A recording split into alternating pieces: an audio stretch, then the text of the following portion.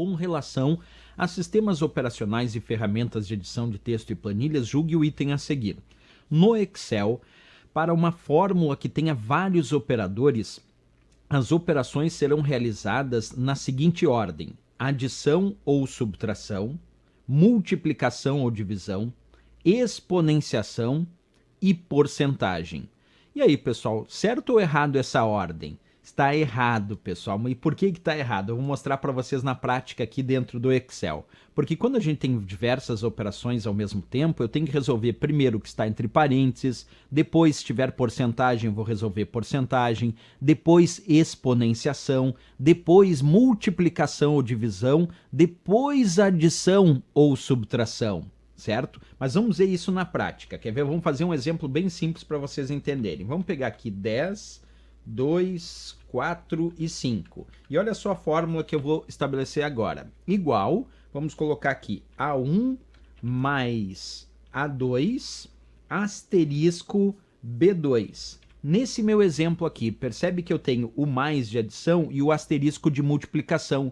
O que eu resolvo em primeiro lugar? A adição ou multiplicação? Primeiro a multiplicação. Quer dizer, não importa só a leitura da esquerda para a direita, tem que ver a precedência dos operadores. Então, primeiro a multiplicação. Então, primeiro eu tenho que resolver A2 que vale 4, multiplicado por B2 que vale 5. E 4 multiplicado por 5, aí nós vamos ter o resultado 20. Então, agora deu 20 até agora. Então, vamos pegar esse A1, que é 10, mais 20, que é o resultado da multiplicação. E 10 mais 20, vamos ter o resultado final, 30. Agora, olha um detalhe que eu vou fazer aqui. Eu vou colocar, pessoal, um abre parênteses e um fecha parênteses, um antes do A1 e um fecha parênteses depois do A2. Agora, o que eu resolvo em primeiro lugar? O que está entre parênteses. Então, se eu tenho algo entre parênteses, tem precedência sobre o restante. Nesse caso é A1 mais A2. Quanto vale A1? A1 vale 10 e A2 vale 4. Então, é 10 mais 4 que vai dar 14. E aí é 14 multiplicado por B2, que é o 5. Então, vai ser 14 multiplicado por 5, que vai dar o resultado 70.